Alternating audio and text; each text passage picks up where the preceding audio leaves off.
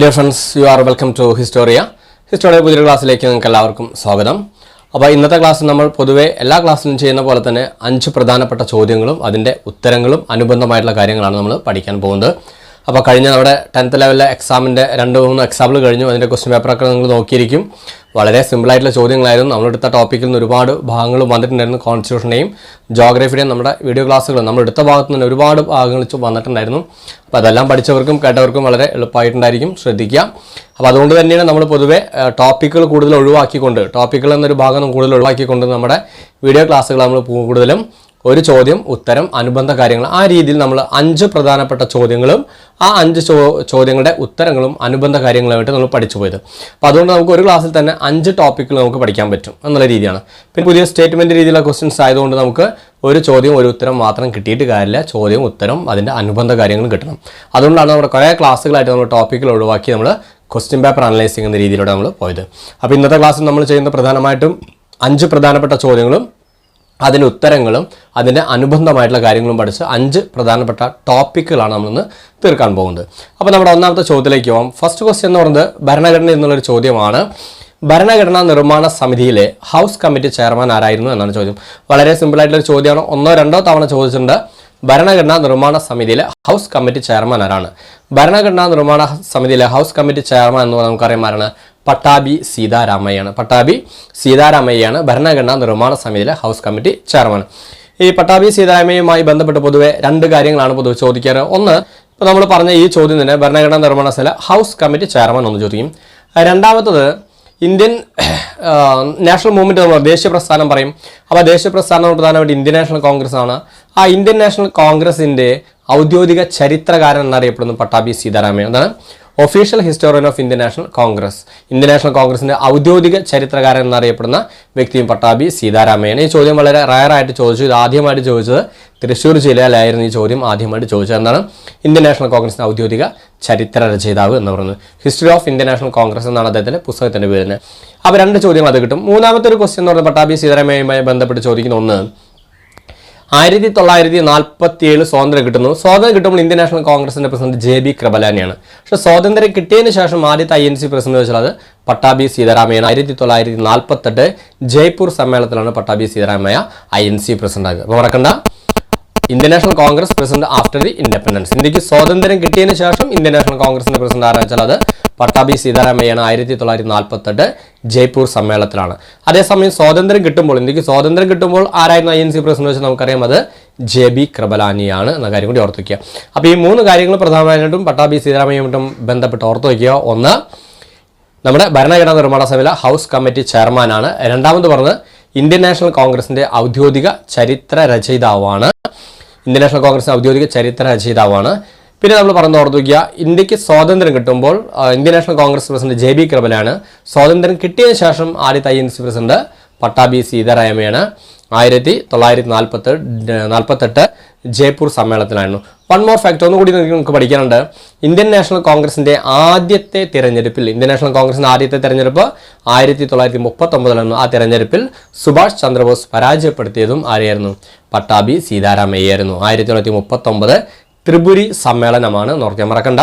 Indian national കോൺഗ്രസിന്റെ ആദ്യത്തെ തിരഞ്ഞെടുപ്പ്, അതുവരെ ഇന്ത്യൻ നാഷണൽ കോൺഗ്രസിന്റെ തിരഞ്ഞെടുപ്പില്ല, ആദ്യമായിട്ടാണ് തെരഞ്ഞെടുപ്പ് നടക്കുന്നത്.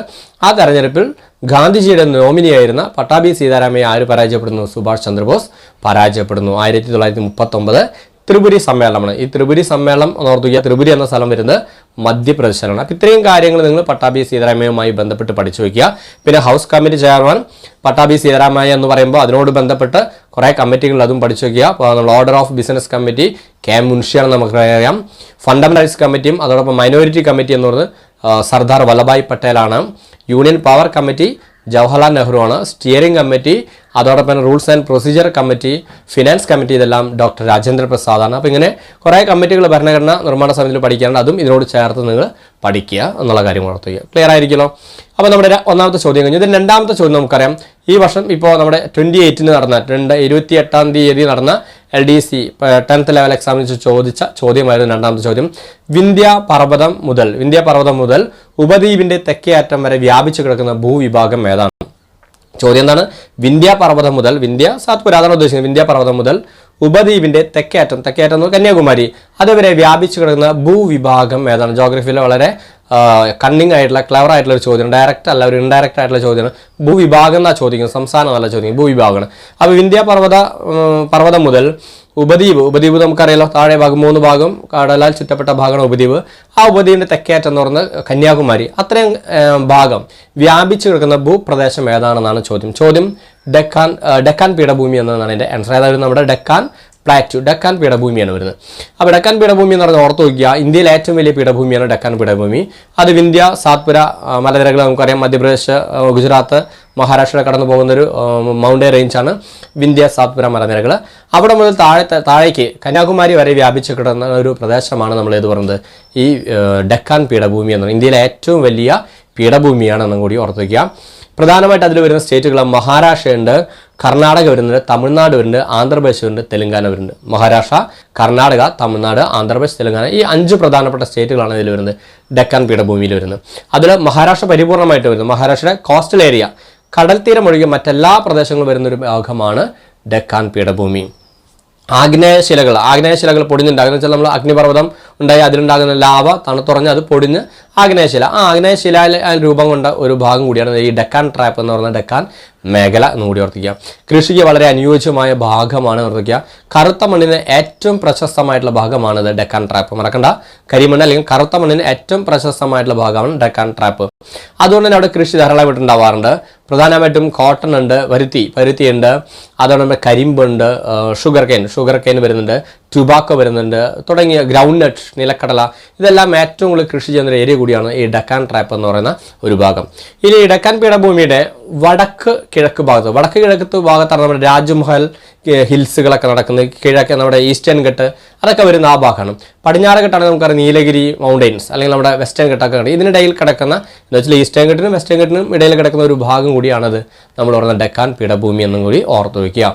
ഇനി ഡെക്കാൻ പീഠഭൂമിയിൽ ഉണ്ടായിരുന്ന വളരെ പ്രശസ്തമായിട്ടുള്ള രാജവംശങ്ങൾ നമുക്കറിയാം. അതൊക്കെയാണ് പല്ലവ, ചാലൂക്യ രാജവംശം ഉണ്ടായിരുന്നു, ശതവാഹനന്മാരുണ്ടായിരുന്നു, വഗാടകന്മാരുണ്ടായിരുന്നു. ഇവരെല്ലാം ഈ ഡെക്കാൻ പീഠഭൂമിയിൽ ഉണ്ടായിരുന്ന രാജവംശങ്ങളാണ്. ഏതൊക്കെയാണ്? പല്ലവ രാജവംശം, ചാലൂക്യ രാജവംശം ഉണ്ടായിരുന്നു, വഗാടകന്മാരുണ്ടായിരുന്നു, ശതവാഹനന്മാർ, ഇവരെല്ലാം ആന്ധ്രാപ്രദേശിന്റെ ഭാഗം. ഇവരെല്ലാം ഈ ഡെക്കാൻ പീഠഭൂമിയിൽ ഉണ്ടായിരുന്ന രാജവംശമാണ്. അതോടൊപ്പം തന്നെ വിജയനഗര രാജവംശം, ഭാമിനി രാജവംശം, ഇതെല്ലാം ഡെക്കാൻ പീഠഭൂമിയിൽ ഉണ്ടായിരുന്ന രാജവംശമാണെന്നും കൂടി ഓർത്തു വയ്ക്കുക. അപ്പോൾ ഇത്രയും ഭാഗങ്ങൾ ഡെക്കാനുമായി ബന്ധപ്പെട്ട് പഠിക്കാനുണ്ട്. അപ്പോൾ മറക്കണ്ട, ഡെക്കാൻ പീഠഭൂമി എന്ന് പറഞ്ഞാൽ വളരെ പ്രശസ്തമായിട്ടൊരു ഭാഗമാണ്. വിന്ധ്യ, സാത്പുര പർവ്വതനിരകൾക്കും അതോടൊപ്പം തന്നെ കന്യാകുമാരിക്കും ഇടയിൽ കിടക്കുന്ന ആ ഒരു പ്രദേശമാണ് ഡെക്കാൻ പീഠഭൂമി. ഇന്ത്യയിലെ ഏറ്റവും വലിയ പീഠഭൂമിയാണെന്ന് ഓർത്തു വയ്ക്കുക. ആഗ്നേയശിലകളെ രൂപം കൊണ്ടതാണ്. ലാവ തണുത്തുറന്ന് പൊടിഞ്ഞ് അതിലുണ്ടാകുന്നതാണ്, ആഗ്നേയശിലയിലാണ് ഉണ്ടാകുന്നതാണെന്ന് ഓർത്തു വയ്ക്കുക. പിന്നെ അതോടൊപ്പം പ്രധാനപ്പെട്ട നദികളുണ്ട്. ഏതൊക്കെയാണ്? മഹാനദിയുണ്ട്, ഗോദാവരി ഉണ്ട്, കൃഷ്ണ, കാവേരി, ഇതെല്ലാം ഡെക്കാൻ പീഠഭൂമിയിൽ ഒഴുകുന്ന നദികളാണ്. പ്രധാനപ്പെട്ട സ്റ്റേറ്റുകൾ ഏതൊക്കെയാണ് പറഞ്ഞത്? മഹാരാഷ്ട്ര ഉണ്ട്, കർണാടക ഉണ്ട്, തമിഴ്നാട് ഉണ്ട്, ആന്ധ്രാപ്രദേശ് ഉണ്ട്, തെലങ്കാന, ഇതെല്ലാം ഡെക്കാൻ പീഠഭൂമിയിൽ വരുന്ന സ്റ്റേറ്റുകളാണെന്ന കാര്യം കൂടി ഓർത്തു വയ്ക്കുക. ക്ലിയർ ആയിരിക്കുമല്ലോ. പിന്നെ കൃഷിഭൂമി പറഞ്ഞു, വളരെ കൃഷിക്ക് അനുയോജ്യമായിട്ടുള്ള സ്ഥലങ്ങളാണ്. കോട്ടൺ ഉണ്ട്, അതോടൊപ്പം തന്നെ ടുബാക്കോ ഉണ്ട്, ഗ്രൗണ്ട് നട്ട് ഉണ്ട്, ഷുഗർ കെയിൻ, ഇതെല്ലാം കൃഷി ചെയ്യുന്ന രീതിയാണ്. കറുത്ത മണ്ണിന് ഏറ്റവും പ്രശസ്തമായ ഭാഗം ഇതെല്ലാം ഡെക്കാൻ പീഠഭൂമിയാണ്. പല്ലവ, ചോള, ചാലൂക്യ രാജവംശങ്ങളൊക്കെ ഓർത്തിക്കുക, ശതവാഹനന്മാരെ ഓർത്തിക്കുക, വിജയനഗര സാമ്രാജ്യം, ഭാമിനി രാജവംശം, ഇതെല്ലാം ഡെക്കാൻ പീഠഭൂമിയിൽ ഉണ്ടായിരുന്ന ഒരു ഭാഗം കൂടിയാണെന്ന് ഓർത്തു വയ്ക്കുക. ക്ലിയർ ആയിക്കല്ലോ. അപ്പോൾ ഡെക്കാൻ പീഠഭൂമിയുമായി ബന്ധപ്പെട്ട് വളരെ വിശദമായിട്ട് പറഞ്ഞിട്ടുണ്ട്, വളരെ ഭംഗിയായിട്ട് പഠിക്കുക. ഈ വർഷത്തെ 28 ഇപ്പോൾ കഴിഞ്ഞ എക്സാമിൽ ചോദിച്ച ചോദ്യമായിരുന്നു. ക്ലിയർ ആയിരിക്കുമല്ലോ. ഇനി നമുക്ക് മൂന്നാമത്തെ ചോദ്യത്തിലേക്ക്, രണ്ടാമത്തെ ജോഗ്രഫിയിൽ നിന്ന് ചോദ്യമാണ് ഇപ്പോൾ കഴിഞ്ഞത്. ഇനി മൂന്നാമത്തെ ചോദ്യം നമുക്ക് നോക്കാം. മൂന്നാമത്തെ ചോദ്യം എന്ന് പറയുന്നത് സമാധാനകാലത്തെ ധീരതയ്ക്കുള്ള ഏറ്റവും ഉയർന്ന ബഹുമതി ഏതാണ്? സമാധാനകാലത്തെ ധീരതയ്ക്കുള്ള ഏറ്റവും ഉയർന്ന ബഹുമതി ഏതാണ്? ഈ സമാധാനകാലത്തെ ധീരതയ്ക്കുള്ള ഏറ്റവും ഉയർന്ന ബഹുമതി എന്ന് ഓർക്കുക. അവിടെ സമാധാനകാല ധീരതയ്ക്കുള്ള ഏറ്റവും ഉയർന്ന ബഹുമതി എന്ന് പറയുമ്പോൾ യുദ്ധകാല ധീരതയ്ക്കുള്ള ഏറ്റവും ഉയർന്ന ബഹുമതി എന്ന് പറയുന്നത് വെച്ചാൽ വാർ ടൈം ഗാലൻട്രി അവാർഡ് എന്ന് പറയും, പീസ് ടൈം ഗാലൻട്രി അവാർഡ് എന്ന് പറയും. ഇപ്പോൾ ഫോർ എക്സാമ്പിൾ ഇപ്പോൾ നമ്മുടെ സിവിലിയൻ അവാർഡുകൾ പറയില്ലേ, സിവിലിയൻ അവാർഡുകൾ പറയുമ്പോൾ നമ്മൾ പറയും ഭാരതരത്ന, പത്മവിഭൂഷൺ, പത്മഭൂഷൺ, പത്മശ്രീ, അങ്ങനെ 4 പറയാം. ഭാരതരത്ന, പത്മവിഭൂഷൺ, പത്മഭൂഷൺ, പത്മശ്രീ, ഇതാണ് സിവിലിയൻ അവാർഡ്. സിവിലിയൻ അവാർഡ് എന്ന് പറഞ്ഞാൽ എല്ലാവർക്കും, എല്ലാ പൗരന്മാർക്കും കിട്ടാൻ സാധ്യതയുള്ള, എല്ലാ പൗരന്മാർക്കും ഡിസർവ് ആയിട്ടുള്ള, അതാണ് നമ്മൾ സിവിലിയൻ അവാർഡ് എന്ന് പറയുന്നത്. ഈ ഗാലൻട്രി അവാർഡ് പൊതുവെ സൈനികർക്കാണ് കൊടുക്കുക. ഗാലൻട്രി അവാർഡ് സൈനികർക്കാണ് കൊടുക്കുക. അപ്പോൾ യുദ്ധകാല ധീരതയ്ക്കുള്ള അവാർഡ് എന്ന് പറഞ്ഞാൽ പരംവീർ ചക്ര, മഹാവീർ ചക്ര, വീർ ചക്ര എന്ന് പറയാം. എന്താ പറയുക? യുദ്ധകാല ധീരതയ്ക്കുള്ള അവാർഡ് അല്ലെങ്കിൽ വാർ ടൈം ഗാലൻട്രി അവാർഡ് എന്ന് പറഞ്ഞാൽ പരംവീരചക്ര, മഹാവീരചക്ര, വീർചക്ര എന്ന് പറയാം. ക്ലിയർ ആയിരിക്കുമല്ലോ. അതേസമയം ഇനി നമ്മുടെ ചോദ്യം ഇതാണ്, സമാധാനകാല ധീരതയ്ക്കുള്ള ഏറ്റവും ഉയർന്ന അവാർഡ് അശോകചക്രയാണ് വരുന്നത്. അശോകചക്ര കഴിഞ്ഞാൽ അത് കഴിഞ്ഞാൽ കീർത്തിചക്ര, അത് കഴിഞ്ഞാൽ ശൗര്യചക്ര. അശോകചക്ര, കീർത്തിചക്ര, ശൗര്യചക്ര, ഇതാണ് സമാധാനകാല ധീരതയ്ക്കുള്ള അവാർഡ്. വാർ ടൈം കാലണ്ടറി അവാർഡ് ഏതാ പറഞ്ഞത്? യുദ്ധകാല ധീരതയ്ക്കുള്ള അവാർഡ് പരംവീരചക്ര, മഹാവീരചക്ര, വീരചക്ര. ഇത് പലപ്പോഴും ക്രോസ് ചെയ്ത് ചോദ്യം വരാറുണ്ട്. കീർത്തിചക്രയ്ക്ക് തുല്യമായ അവാർഡ് ഏതാണ്? അപ്പോൾ നമ്മൾ പരംവീരചക്ര കഴിഞ്ഞാൽ മഹാവീരചക്രയാണ്. ശൗര്യചക്രയ്ക്ക് തുല്യമായ അവാർഡാണ്, അപ്പോൾ വീർചക്രയാണ്. ഇങ്ങനെ ക്രോസ് ചെയ്തും ചോദ്യങ്ങൾ വരാറുണ്ട്. അപ്പോൾ അത് രണ്ടും ആ രണ്ട് പാറ്റേൺ ഒരേ രീതിയിൽ പഠിച്ചു വയ്ക്കുക. യുദ്ധകാല ധീരതയ്ക്കുള്ള അവാർഡ് എന്ന് പറഞ്ഞാൽ പരംവീരചക്ര, മഹാവീരചക്ര, വീർചക്ര. സമാധാനകാല ധീരതയ്ക്കുള്ള അവാർഡ് ചോദിച്ചാൽ അശോകചക്ര, കീർത്തിചക്ര ആൻഡ് ശൗര്യചക്ര. ക്ലിയർ ആയിരിക്കുമല്ലോ. ആ രീതിയിൽ നമ്മൾ പഠിച്ചാൽ അതിൻ്റെ ആൻസർ കിട്ടും. അപ്പോൾ മൂന്നാമത്തെ ചോദ്യം ഇതാണ്, സമാധാനകാല ധീരതയ്ക്കുള്ള ഏറ്റവും ഉയർന്ന അവാർഡ് അശോകചക്ര. പിന്നെ വരുന്നത് കീർത്തിചക്ര, ശൗര്യചക്ര. ക്ലിയർ ആയിരിക്കുമല്ലോ. ഫൈൻ. ഓക്കെ, ഇനി നാലാമത്തെ ചോദ്യം നോക്കാം. നാലാമത്തെ ചോദ്യം എന്ന് പറയുന്നത് കേരള ഹിസ്റ്ററിയിലാണ്. കേരളത്തിൽ എവിടെയാണ്, ഏത് ജില്ലയിലാണ് ഒരണ സമരം നടന്നത്? കേരളത്തിൽ ഏത് ജില്ലയിലാണ് ഒരണ സമരം നടന്നത്?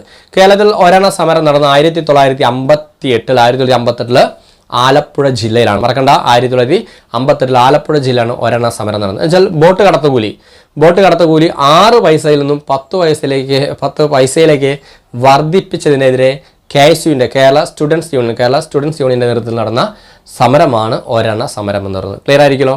കേരളത്തിൽ ആലപ്പുഴ ജില്ലയിൽ 1958 ഒരണ സമരം നടന്നത്. എന്തിനാ ഒരണ സമരം നടന്നത്? ബോട്ട് കടത്തുകൂലി 6 പൈസയിൽ നിന്നും 10 പൈസയിലേക്ക് വർദ്ധിപ്പിച്ചതിന് അന്നത്തെ EMS ഗവൺമെൻറ്, ശങ്കരൻ നമ്പൂതിരിപ്പാട് അല്ലെങ്കിൽ EMS ഗവൺമെൻറ്റിനെതിരെ KSU കേരള സ്റ്റുഡൻസ് യൂണിയൻ KSUവിൻ്റെ നേതൃത്വത്തിൽ നടന്ന വളരെ പ്രശസ്തമായ സമരമാണ് ഒരണ സമരം. അതിന് പ്രധാനമായിട്ടും ലീഡർഷിപ്പ് കൊടുത്തത് നമ്മുടെ മുൻ മുഖ്യമന്ത്രിയായ AK ആന്റണി, അതോടൊപ്പം തന്നെ വയലാർ രവി തുടങ്ങിയവരായിരുന്നു ഈ ഒരണ സമരത്തിന് നേതൃത്വം നൽകിയത്. ക്ലിയർ ആയിരിക്കുമല്ലോ. അപ്പോൾ ഒരണ സമരം ഇത്ര മാത്രമേ ഉള്ളൂ. ഓർത്തിക്കുക, ആലപ്പുഴ ജില്ലയിലാണ് 1958 ബോട്ട് കടത്തുകൂലി 6 പൈസയിൽ നിന്ന് 10 പൈസയിലേക്ക് വർദ്ധിപ്പിച്ചതിനെതിരെ നടന്ന സമരമാണ്. KSUവിൻ്റെ നേതൃത്വത്തിലായിരുന്നു അന്നത്തെ ഗവൺമെൻറ്. EMS ഗവൺമെൻറ്റാണ്. സമരത്തിന് നേതൃത്വം കൊടുത്തവർ വയലാർ രവിയും അതോടൊപ്പം തന്നെ AK ആന്റണിയനും. ക്ലിയർ ആയിരിക്കുമല്ലോ. ഓക്കെ, അപ്പോൾ കേരള ഹിസ്റ്ററി എന്നുള്ള ചോദ്യമാണ്. ഇനി അഞ്ചാമത്തെ ചോദ്യം എന്ന് പറയുന്നത് ഒരു കറണ്ട് അഫയേഴ്സ് ആണ്. കറണ്ട് അഫയേഴ്സ് എന്ന് പറഞ്ഞാൽ ഈ വർഷം നടന്നാൽ കുറച്ച് മുന്നത്തെയാണ്. അൺബ്രേക്കബിൾ എന്ന ആത്മകഥ ആരുടേതാണ്? അൺബ്രേക്കബിൾ എന്ന് പറയുന്ന ആത്മകഥ ആരായിരിക്കും അൺബ്രേക്കബിൾ എന്ന ആത്മകഥ? അൺബ്രേക്കബിൾ എന്ന ആത്മകഥ ഓർത്തുക, മണിപ്പൂരുകാരിയായ മേരി കോം. നമുക്കറിയാം മേരി കോമിൻ്റെ ആത്മകഥയാണ് അൺബ്രേക്കബിൾ എന്ന് പറയുന്നത്. നമുക്കറിയാം 6 തവണ ലോക ബോക്സിംഗ് ചാമ്പ്യനായിട്ടുള്ള വനിതയാണ്. 6 തവണ ലോക ബോക്സിംഗ് ചാമ്പ്യനായിട്ടുള്ള വനിതയാണ് മേരി കോം. ആ മേരി കോമിൻ്റെ ആത്മകഥയാണ് അൺബ്രേക്കബിൾ എന്ന് പറയുന്നത്. 2012 ലണ്ടൻ ഒളിമ്പിക്സിൽ ബ്രോൺസ് മെഡൽ നേടിയിരുന്നു. അതിനുശേഷം 2014 ഏഷ്യൻ ഗെയിംസിൽ ഗോൾഡ് നേടി. 2018 കോമൺവെൽത്ത് ഗെയിംസിലും ഗോൾഡ് നേടിയ വനിതയാണ് ആര്? ഈ പറയുന്ന മേരി കോം എന്നും കൂടി മറക്കണ്ട. അപ്പോൾ മേരി കോമിനെ മറക്കണ്ട. 2012 ലണ്ടൻ ഒളിമ്പിക്സിൽ ബ്രോൺസ് മെഡൽ, 2014 ഏഷ്യൻ ഗെയിംസിൽ ഗോൾഡാണ് കിട്ടിയത്. അതിനുശേഷം 2018 കോമൺവെൽത്ത് ഗെയിംസിലും ഗോൾഡാണ് കിട്ടിയത്. ഓർത്ത് വയ്ക്കുക. 6 തവണ ലോക ബോക്സിംഗ് ചാമ്പ്യനായിട്ടുള്ള വനിത, മണിപ്പൂരുകാരിയായിട്ടുള്ള ഇന്ത്യൻ വനിത കൂടിയാണ് ആര്? മേരി കോം. മേരി കോമിൻ്റെ ആത്മകഥയാണ് അൺബ്രേക്കബിൾ. ക്ലിയർ ആയിരിക്കുമല്ലോ.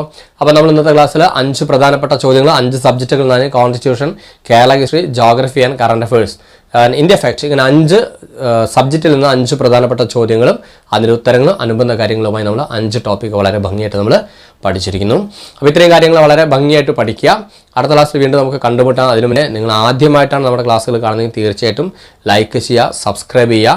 നിങ്ങൾക്ക് വളരെ വേണ്ടപ്പെട്ട കുട്ടികൾക്ക്, പഠിക്കുന്ന കുട്ടികൾക്ക് നിങ്ങൾ ഷെയർ ചെയ്യുക. അതോടൊപ്പം നിങ്ങളുടെ കമൻറ്റും വളരെ വിലപ്പെട്ടതാണ്. നിങ്ങളുടെ കമൻറ്റുകൾ കമൻറ്റ് ബോക്സിൽ കമൻറ്റ് ചെയ്യുക.